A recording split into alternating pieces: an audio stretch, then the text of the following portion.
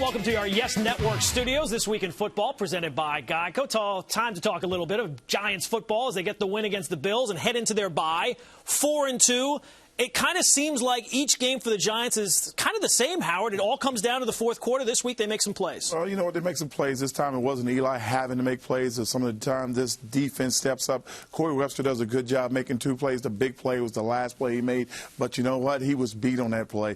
And if it hadn't been for Fitzpatrick underthrowing it, it would been a different game. Well, and if we take a broader view of it going into the bye, if you would have told Giants fans after no more Soybert, no more O'Hara, no more Steve Smith, no more Kevin Boss, that they'd be 4-2, Gary, I think that they'd be pretty happy. And 4-2 without Justin Tuck for some games and Brandon Jacobs and Chris Snee, and they should get those guys back after a bye. I think Big Blue is looking pretty good. Well, I mean, at this point, being 4-2, I think they take it, and they have the bye coming up. But they have a brutal schedule over the last 10 weeks of the season. And as we've seen in the Tom Coughlin era, other than the 2007 Super Bowl season, the Giants tend to fall apart in the second half of the season, and the schedule this year is really conducive to the bottom falling out. How about the fact as well, though, this NFC East, it looks like it's going to be up for grabs all season long. So if the Giants can ever find some consistency from week to week, they might be in charge of this division. They're right now in first place. Well, the great thing about the NFC East is because it's so bunched up, you don't know who's going to be good one week, who's going to be bad one week. And even though their schedule looks so bad going towards the end of the season,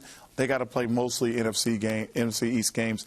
That might be the only, saving grace for the season. I think that's a really good point, Gordon, because right now, probably with the exception of the Washington Redskins, with their quarterback situation being in flux, it wouldn't surprise me if any team won the division in the NFC East. Cowboys, Eagles, or the Giants. Clearly, though, Giants in the driver's seat, and Gordon's right. If they can continue to play even just solid football, they could win the division pretty easily. Well, let's face it. The NFC East used to be the NFC Beast.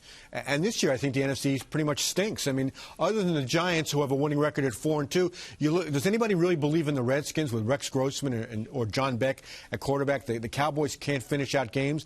And the Eagles are still the biggest disappointment in the league at 2-4, even though they would beat the Redskins last week. Well, a lot of issues for the Giants, but time for them to deal with that as they head into their bye. We'll see you next week right here on This Week in Football, presented by Geico.